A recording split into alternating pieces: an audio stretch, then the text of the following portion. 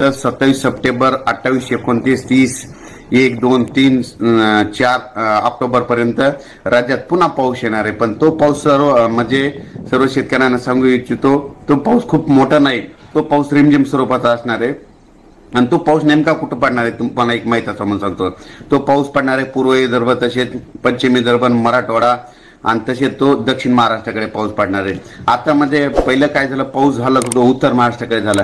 आता नंबर आहे, आता हे जे नंबर आहे ते आता दक्षिण महाराष्ट्राचा नंबर। तर सर्व शेतकऱ्यांनी हा अंदाज लक्षात घ्यायचा की आता जे पाऊस येणार आहे 27 सप्टेंबर पासून, 27 सप्टेंबरला पूर्व विदर्भात पाऊस सुरू होणार आहे।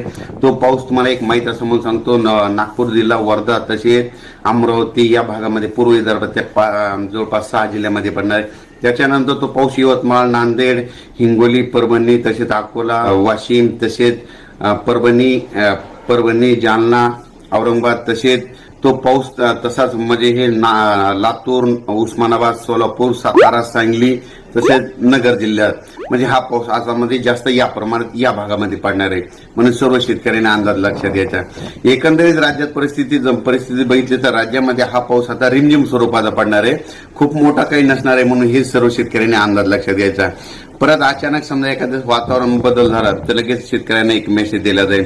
पण सर्व शेतकऱ्यांना सांगू इच्छितो की शेतकऱ्यांना आता 5 दिवस तुम्हाला काम करण्यासाठी वेळ आहे, हवामान कोरडं आहे। या 5 दिवसात पाऊस पडतो, पण तुरळक ठिकाणी कुठंतरी स्थानिक वातावरण होऊन पडतो। हे देखील अंदाज सर्व शेतकऱ्यांनी लक्षात घ्यायचा। पण नवरात्रामध्ये मात्र दसऱ्यामध्ये पाऊस येणार आहे, म्हणून हे देखील सर्व शेतकऱ्यांनी अंदाज लक्षात घ्यायचा आणि आपण आपल्या शेतीची कामे करायची। धन्यवाद।